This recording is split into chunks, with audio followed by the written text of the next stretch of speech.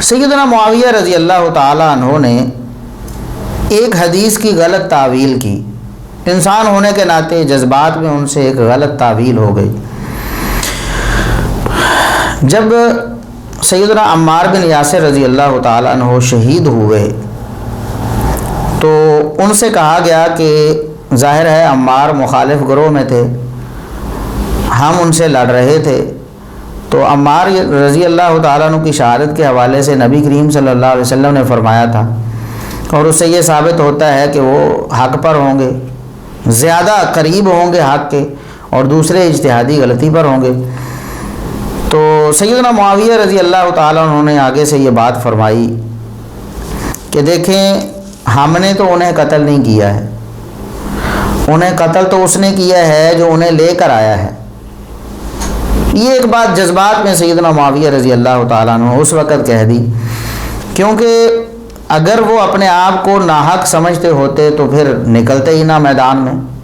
پھر سیدنا علی رضی اللہ تعالیٰ عنہ کی بات کو مان لیا جاتا کہ قصاص عثمان کو مؤخر ہی کرنا ہے، پھر تو سیدہ عائشہ رضی اللہ تعالیٰ عنہ بھی نہ نکلتی، پھر طلحہ و زبیر جو عشرہ مبشرہ میں سے ہیں رضی اللہ تعالیٰ عنہما وہ بھی نہ نکلتے۔ تو یہ لوگ اپنے آپ کو برحق سمجھ کر ہی سیدنا علی رضی اللہ تعالیٰ عنہ کے مخالف کھڑے ہوئے تھے۔ اب ذرا اپنے آپ کو وہ حق پر سمجھتے تھے، تو اس لیے انہوں نے یہ تعویل کی کہ ہم حق پر ہیں، تو سیدنا عمار بن یاسر رضی اللہ تعالیٰ عنہ کا قتل جو ہم پر ڈالا جا رہا ہے، اگرچہ ہمارے جو گروہ تھا جو سیدنا علی رضی اللہ تعالیٰ عنہ کے خلاف تھا ان کے ہاتھوں شہید ہوئے ہیں، لیکن لے کر تو علی رضی اللہ تعالیٰ عنہ آئے ہیں نا۔ اب اس پر بڑے جناب گندے کمنٹس کیے ہیں، والعیاذ باللہ، نعوذ باللہ، دیکھو جی رسول اکرم صلی اللہ علیہ وسلم کی حدیث سن کر الٹی تعویلیں کر دی جی، یہ ہو گیا جی، وہ ہو گیا جی۔ ہم مانتے ہیں کہ سیدنا معاویہ رضی اللہ تعالیٰ عنہ کی یہ تعویل صحیح نہیں تھی، لیکن انہوں نے جو صحیح سمجھا وہی کیا۔ انہوں نے سمجھا کہ چونکہ ہم حق پر ہیں، یہ کیسے ہو سکتا ہے کہ عمار ہمارے ہاتھوں شہید ہو جائیں، ہمارے گروہ کے ہاتھوں، تو اس غلطی کا جو ہمارا مخالف گروہ ہے وہ غلطی پر ہے، ان کے نزدیک تو غلطی پر تھا، لہٰذا وہی لے کر آئے ہیں تو جرم انہی پر بنے گا۔ بہرحال یہ تعویل ہم سمجھتے ہیں، انصاف کا تقاضا بھی یہ ہے کہ یہ تعویل غلط تھی، صحیح نہیں تھی۔ دلائل سے ہمیں جو معلوم ہوا ہے کہ سیدنا علی رضی اللہ تعالیٰ عنہ کا گروہ اولا بالحق تھا،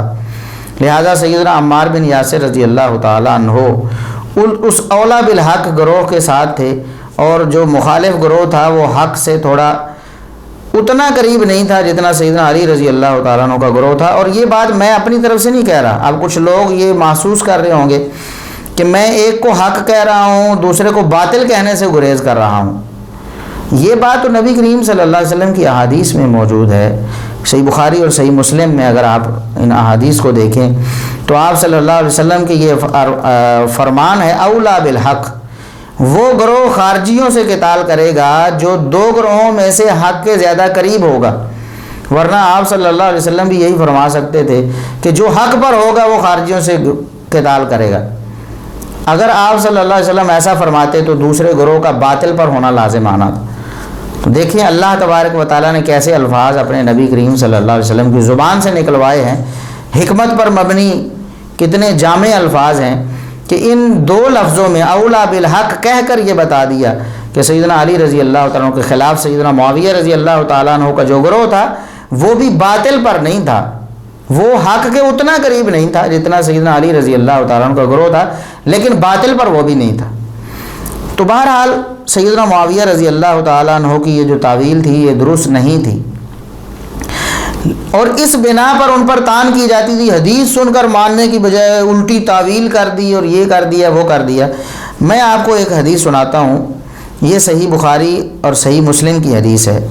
صحیح بخاری میں 7347 نمبر ہے اور صحیح مسلم میں 775 نمبر موجود ہے۔ امام بخاری رحمۃ اللہ علیہ نے اس حدیث کو 4 مقامات پر ذکر کیا ہے۔ ہم کتاب التفسیر سے سورہ کہف کی آیت نمبر 54 کے تحت جو امام صاحب نے اس روایت کو بیان کیا ہے اس کے الفاظ آپ کو پڑھ کر سناتے ہیں کہ سیدنا علی رضی اللہ تعالیٰ عنہ خود بیان کرتے ہیں، کسی نے بیان نہیں کیا، خود سیدنا علی رضی اللہ تعالیٰ عنہ ہی بیان کرتے ہیں، اور ان سے بیان کرنے والے سیدنا حسین بن علی رضی اللہ تعالیٰ عنہما ہیں۔ یعنی اس روایت کی سند دیکھیں آپ، اور حسین رضی اللہ تعالیٰ عنہ سے بیان کرنے والے ان کے بیٹے علی بن حسین، یعنی اہل بیت ہی اس حدیث کو بیان کر رہے ہیں 3 طبقوں تک۔ سیدنا علی رضی اللہ تعالیٰ عنہ بیان کرتے ہیں کہ ان رسول اللہ صلی اللہ علیہ وسلم ترکہ فاطمہ علیہ السلام بنت رسول اللہ صلی اللہ علیہ وسلم فقال لهم الا تصلون۔ ایک دن رات کو نبی کریم صلی اللہ علیہ وسلم ہمارے گھر میں تشریف لائے۔ سیدہ فاطمہ رضی اللہ تعالیٰ عنہ اپنی بیٹی اور میں داماد تھا، ہمارے پاس تشریف لائے اور فرمایا الا تصلون، رات کو نماز کیوں نہیں پڑھتے تم؟ سستی ہے، سستی کیوں کرتے ہو؟ رات کو نماز پڑھا کرو، کتنی فضیلت ہے تہجد کی نماز کی، قیام اللیل کی، کیوں نہیں پڑھتے؟ تو فقال علی رضی اللہ تعالیٰ عنہ نے آگے سے عرض کیا، فقلت، تو میں نے کہا اللہ کے رسول، انما انفسنا بید اللہ فاذا شاء ان یبعثنا بعثنا، اللہ کے رسول ہماری جانیں تو اللہ کے ہاتھ میں ہوتی ہیں، روحیں قبض ہو چکی ہوتی ہیں، ظاہر ہے انسان جب سوتا ہے اللہ یتوفی الانفس حین موتها والتی لم تمت فی منامها، روح قبض ہوتی ہے، اللہ کے قبضے میں ہوتی ہے، اللہ کے ہاتھ میں ہوتی ہے، تو اللہ چاہے تو ہمیں جگا دے، جب اللہ ہمیں جگانا چاہتا ہے تو جگاتا ہے، جب ہماری روحیں چھوڑی جاتی ہیں تبھی ہم بیدار ہوتے ہیں نا، تو اس میں ہمارا کیا قصور ہے؟ یعنی اللہ کے رسول ہم تو بے بس ہیں اس حوالے سے، رات کو اٹھنے کے حوالے سے ہم بے بس ہیں، حالانکہ یہ تعویل غلط تھی، صحیح نہیں تھی، کیونکہ انسان کے اپنے بس میں بھی اٹھنا ہوتا ہے۔ یہ بات ٹھیک ہے کہ روحیں اللہ کے پاس ہوتی ہیں، اللہ قبض فرماتا ہے، لیکن یہ اس طرح کا قبض کرنا نہیں ہوتا کہ انسان کے بس میں ہی کوئی چیز نہ رہے۔ انسان اپنے کام کے لیے بھی تو اٹھ جاتا ہے، قضاء حاجت کے لیے بھی اس کو بیداری ہو جاتی ہے، رات کو اٹھنا چاہے تو، کوئی اور کام کرنا ہو تو انسان اٹھ جاتا ہے۔ تو تہجد کے لیے اٹھنے کے حوالے سے یہ بہانہ پیش کیا سیدنا علی رضی اللہ تعالیٰ عنہ نے، جو کہ غلط تھا۔ اب میں یہاں بتاؤں کہ قرآن کریم میں اللہ تبارک و تعالیٰ نے کفار کا یہ قول نقل کیا ہے، مشرکین کا، جب ان سے کہا جاتا کہ آپ توحید کیوں نہیں قبول کرتے، توحید کو قبول کرنا چاہیے، تو وہ کہتے تھے، آگے سے جواب دیتے تھے کفار اور مشرکین جو تھے، کہتے تھے کہ اللہ تبارک و تعالیٰ نے چاہا ہی نہیں ہے، لو شاء اللہ، اگر اللہ چاہتا تو ما عبدنا من دونی، ہم اس کے سوا کسی کی عبادت ہی نہ کرتے، اللہ نے چاہا ہی نہیں ایسے۔ تو اسی طرح کی غلط تعویل سیدنا علی رضی اللہ تعالیٰ عنہ سے ہو گئی۔ اب کوئی ناسبی ظالم اٹھے گا، بلکہ یقیناً اس طرح کے ناسبی دنیا میں موجود ہیں جو سیدنا علی رضی اللہ تعالیٰ عنہ کے اسی طرح دشمن ہیں جس طرح رافضی سیدنا معاویہ رضی اللہ تعالیٰ عنہ کے دشمن ہیں، دیگر صحابہ کے، تو وہ ایسے کہے اگر کہ دیکھو جی یہ تو قرآن نے کافروں کا قول بیان کیا ہے جو علی رضی اللہ تعالیٰ عنہ نے اپنایا، معاذ اللہ، اس طرح کی اگر کوئی ہوٹنگ کرے سیدنا علی رضی اللہ تعالیٰ عنہ پر، یہ اس طرح کے کمنٹس کرے، تو وہ ظالم ہے، اس نے اپنی دنیا آخرت برباد کر لی۔ تو بہرحال سیدنا علی رضی اللہ تعالیٰ عنہ سے یہ تعویل غلط ہوئی۔ اور دیکھیں کہ سیدنا علی رضی اللہ تعالیٰ عنہ نبی کریم صلی اللہ علیہ وسلم کی زبانی یہ حدیث سن رہے ہیں، آپ کا فرمان الا تصلون، تم نماز کیوں نہیں پڑھتے، تہجد کیوں نہیں پڑھتے، یہ کسی نے نہیں سنائی، کسی صحابی نے جا کر نہیں بتایا کہ نبی کریم صلی اللہ علیہ وسلم ایسے فرماتے ہیں۔ شاید ان کے ذہن میں آتا کہ صحابی نے صحیح بات کس انداز سے تھی، کس انداز سے، لیکن نبی کریم صلی اللہ علیہ وسلم کی زبانی فرمان سن کر تو انہیں کوئی شبہ نہیں تھا اس کے حق ہونے میں، پھر بھی انہوں نے آگے سے ایک بہانہ کیا کہ اللہ تبارک و تعالیٰ ہمیں اگر جگانا چاہتا تو پھر جگا دیتا، ہمارا کیا قصور۔ تو نبی کریم صلی اللہ علیہ وسلم فانصرف رسول اللہ صلی اللہ علیہ وسلم، نبی کریم صلی اللہ علیہ وسلم پلٹ گئے، حین قال له ذالک، یہ جواب سن کر، ولم یرجع الیہ شیئا، آپ صلی اللہ علیہ وسلم نے غصے سے، ناراضگی سے جواب بھی نہیں دیا، آپ صلی اللہ علیہ وسلم نے کوئی بات نہیں کی، ناراض ہو کر واپس چلے گئے۔ ثم سمعہ وہو مدبر، پھر سیدنا علی رضی اللہ تعالیٰ عنہ خود بیان کرتے ہیں، آپ جب واپس جا رہے تھے،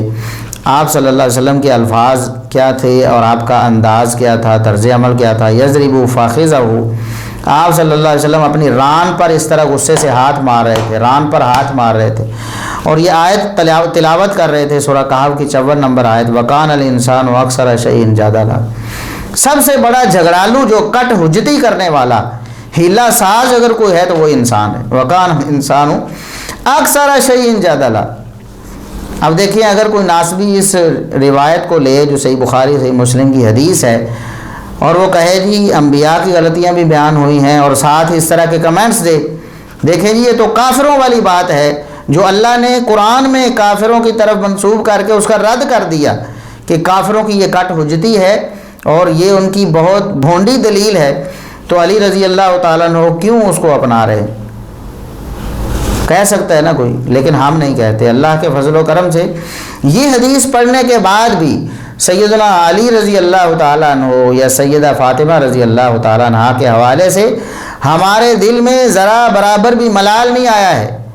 کہ رضی اللہ عنہم ورضوا عنہ، ان سے جو بھی کمی کوتاہی اور غلطی دنیا میں ہوئی ہے اللہ تبارک و تعالیٰ نے معاف فرما دی۔ جب اللہ نے ان کو معاف فرما دیا اور ان کی موت ایمان پر ہوئی ہے، صحابی کی تعریف یہ ہے اہل سنت کے نزدیک کہ من لقی النبی صلی اللہ علیہ وسلم مؤمنا ومات علی الایمان، جو نبی کریم صلی اللہ علیہ وسلم سے ملا ہو ایمان کی حالت میں، ملاقات ہوئی ہو اس کی، اور اس کی موت ایمان پر ہو جائے، بس یہ صحابی ہے۔ اور جس کی موت ایمان پہ ہو جائے اس کے لیے اس سے بڑا شرف اور منقبت اور فضیلت کیا ہے؟ اور پھر اس سے دنیا میں جو بھی غلطی ہوئی ہو، جو بھی کوتاہی ہوئی ہو، جو بھی انسانی ناطے لغزش ہوئی ہو، اس کو اگر آپ اچھالیں گے اور نعوذ باللہ والعیاذ باللہ اور ایک طرح دین برباد کر دیا اور یہ کر دیا وہ کر دیا اگر کریں گے تو اپنی آخرت ہی برباد کریں گے۔ وہ غلطی کوتاہی جو آپ اچھال رہے ہیں وہ صحابہ کی ہو یا اہل بیت کی ہو برابر ہے، کوئی فرق نہیں۔ اس حوالے سے دنیا آخرت برباد ہو جائے گی، آپ کا عقیدہ تباہ ہو جائے گا، آپ جنت سے محروم ہو جائیں گے اگر آپ ایسی باتیں کریں گے صحابہ کرام اور اہل بیت کے حوالے سے۔ ہم تو اسی لیے کہتے ہیں صحابہ کرام کا بھی ادب کرو، اہل بیت کا بھی ادب کرو، صحابہ کرام سے بھی عقیدت رکھو، اہل بیت سے بھی عقیدت رکھو، کسی کمی کوتاہی اور ان کی لغزش کی وجہ سے اپنے دل میں ان کے لیے رنج اور میل نہ رکھو۔ جس کے دل میں کسی بھی صحابی اہل بیت کے کسی فرد کے حوالے سے رنج آ گیا اور میل آ گئی، وہ سنی نہیں ہے، اس کو جو اور مرضی نام دیتے، اس کو رافضی کہیں، اس کو نیم رافضی کہیں، اس کو ناسبی کہیں، اس کو نیم ناسبی کہیں، وہ اہل حدیث اور اہل سنت نہیں ہو سکتا۔ تو بہرحال یہ ایک واقعہ میں نے آپ کو بیان کیا ہے، تو کیا انصاف ہے یہ یا منافقانہ پالیسی ہے کہ انبیاء کی غلطیاں بیان کرنا ثواب کا کام ہوگا اور صحابہ کرام کی غلطیاں بیان کرنا بلکہ اچھالنا ان کو یہ ثواب کا کام ہے؟ لیکن سیدنا علی رضی اللہ تعالیٰ عنہ کی یہ جو غلطی ہے جو صحیح بخاری اور صحیح مسلم میں ہے، کبھی اس پر کوئی لیکچر کسی نے دیا ہو، کبھی لوگوں کو اکٹھا کر کے کہا ہو آؤ آپ کو جناب صحابہ کی غلطیاں بیان کریں، عبرت حاصل کریں، اس سے کس نے عبرت حاصل کرنی تھی؟ اگر آپ منصف مزاج ہوتے اور واقعی آپ میں انصاف ہوتا تو پھر آپ سیدنا علی رضی اللہ تعالیٰ عنہ کی یہ غلطی بھی بیان کرتے اور پھر لوگوں کو اسی طرح کے کمنٹس دیتے جس طرح کے سیدنا معاویہ رضی اللہ تعالیٰ عنہ کے حوالے سے دیتے ہیں۔ بہرحال ہم تو محبت کرتے ہیں، بار بار جتنے بھی ہمارے سننے والے، ہمارے چاہنے والے، ہمیں دیکھنے والے، ہمیں پڑھنے والے ہیں، سب کو ہم بار بار یہی تلقین کرتے ہیں، کسی صحابی کے بارے میں، اہل بیت کے کسی فرد کے بارے میں کبھی بھی اپنے دل میں ذرا برابر بھی رنج، ملال اور میل نہیں آنے دینی، ورنہ آپ تباہی و بربادی کا شکار ہو جائیں گے۔ فرض کریں، تصور کریں، یہ ایک مثال میں نے آپ کے سامنے پیش کی ہے، اگر اس طرح کا واقعہ سیدنا معاویہ رضی اللہ تعالی عنہ سے منقول ہوتا تو پھر مرزا انجینئر صاحب اور اسحاق جھالوی صاحب اور مودودی صاحب کتنے اس پر جناب لیکچر دیتے، کتنے صفحے اس پر کالے کرتے اور کس طرح کے کمنٹس اس پر پاس کرتے، جناب دیکھو جی یہ کر دیا وہ کر دیا، دین کی غلط تشریح اور تعبیر شروع کر، اس طرح کی باتیں کرتے نا۔ لیکن سیدنا علی رضی اللہ تعالیٰ عنہ کے بارے میں نہیں کرتے، کہتے ہیں کہ نبیوں کی غلطیاں بیان ہوئی ہیں، سیدنا علی رضی اللہ تعالیٰ عنہ کے انبیاء سے بھی بڑے ہیں ان کے بقول کہ ان کی غلطیاں انہیں نظر ہی نہیں آتی یا انہیں معصوم عن الخطا کہتے ہیں، ڈکلیئر تو کریں، کچھ بات واضح کر دیں۔ تو بہرحال ہم تو سیدنا علی رضی اللہ تعالیٰ عنہ سے بھی ہم محبت کرتے ہیں. اس حدیث کو پڑھنے کے بعد بھی اللہ کے فضل و کرم سے اس حدیث کو پڑھنے کے بعد بھی صحیح بخاری میں طلباء کو پڑھانے کے بعد بھی ان کو بھی یہی درس دیتے ہیں کہ رضی اللہ عنہم ورضوا عنہ. ان سے جو بھی غلطی کوتاہی اللہ نے معاف کر دی. جب اللہ نے معاف کر دی ہے تو ہم کون ہوتے ہیں اس پر رنج رکھنے والے اور ملال رکھنے والے؟ ہم تو بہت بڑے بدبخت ہوں گے اگر صحابہ کرام کی کسی غلطی اور کوتاہی پر ہم رنج اور ملال رکھیں تو.